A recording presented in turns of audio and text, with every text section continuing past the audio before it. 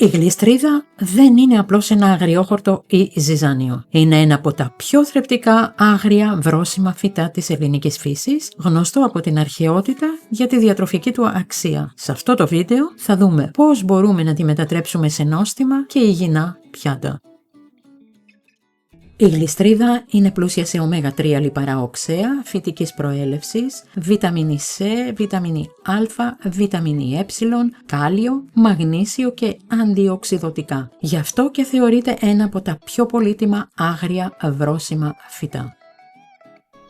Η γλιστρίδα καταναλωνόταν ήδη από την αρχαία Ελλάδα και τη Ρώμη. Με τα χρόνια έγινε βασικό συστατικό της μεσογειακής κουζίνας, αλλά και πολλών παραδοσιακών συνταγών στη Μέση Ανατολή και την Ασία. Πριν συνεχίσω με τις συνταγές, στο κανάλι μας υπάρχει ήδη αναλυτικό βίντεο για την αντράκλα, όπως επίσης βίντεο για τη χρήση του βοτάνου σε άλλα μέρη της γης, αλλά και βίντεο για συνδυασμούς της γλιστρίδας με άλλες τροφές. Τους συνδέσμους θα τους βρείτε κάτω από αυτό το βίντεο στην περιγραφή. Ακολουθούν οι συνταγές. Σαλάτα με γλιστρίδα. Δείτε τα υλικά.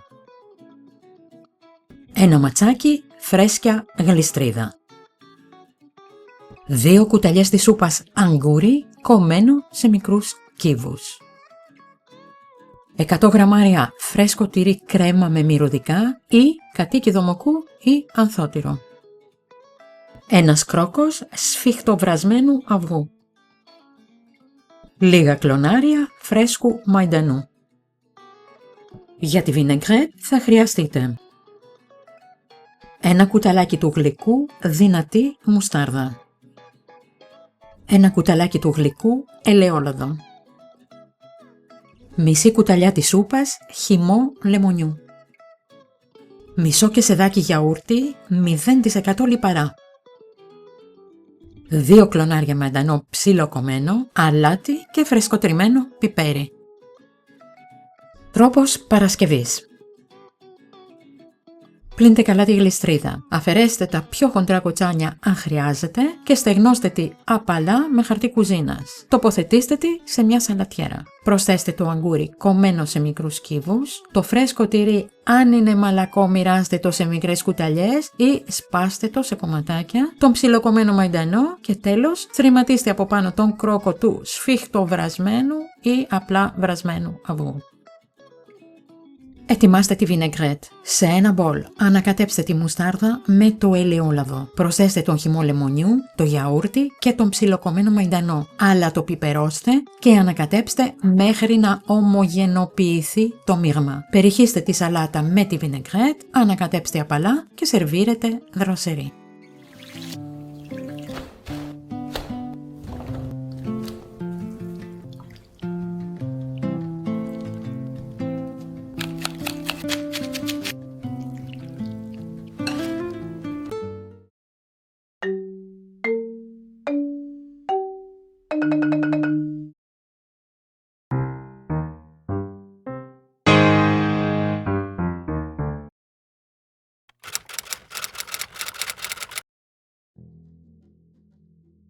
Κοτόπουλο φρικασέ με αντράκλα.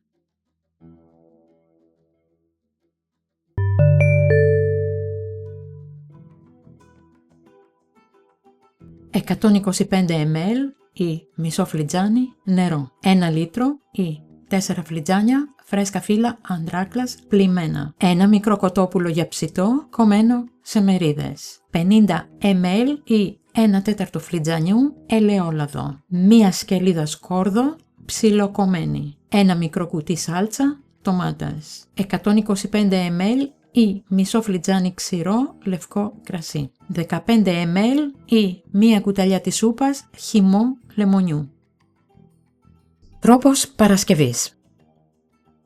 Αφήστε το νερό να βράσει, προσθέστε την αντράκλα, χαμηλώστε τη φωτιά, καλύψτε με το καπάκι και αφήστε την να σιγοβράσει για 3 έως 5 λεπτά. Στραγγίξτε τη, κόψτε τη σε μικρά κομμάτια και αφήστε τη στην άκρη. Σε ένα μεγάλο τηγάνι ροδίστε το κοτόπουλο στο λάδι σε χαμηλή φωτιά για 20 λεπτά. Προσθέστε το σκόρδο, την αντράκλα και τη σάλτσα ντομάτας και καλύψτε με το καπάκι. Αφήστε το φαγητό να μαγειρευτεί απαλά για 45 λεπτά ή μέχρι να μαλακώσει καλά το κοτόπουλο. Γυρίστε το κρέας μία φορά κατά τη διάρκεια του μαγειρέματος. Ανακατέψτε μαζί με το κρασί και τον χυμό λεμονιού, προσθέστε τα στο φαγητό και μαγειρέψτε για ακόμη 2 λεπτά. Σερβίρετε πολύ ζεστό.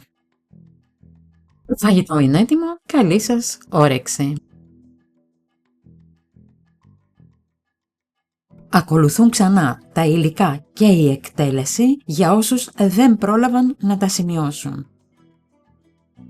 Υλικά: 125 ml ή μισό φλιτζάνι νερό, 1 λίτρο ή 4 φλιτζάνια φρέσκα φύλλα αντράκλας πλυμμένα, 1 μικρό κοτόπουλο για ψητό κομμένο σε μερίδες, 50 ml ή 1/4 φλιτζανιού ελαιόλαδο, 1 σκελίδα σκόρδο ψιλοκομμένη, 1 μικρό κουτί σάλτσα ντομάτας, 125 ml ή μισό φλιτζάνι ξερό λευκό κρασί, 15 ml ή 1 κουταλιά της σούπας χυμό λεμονιού.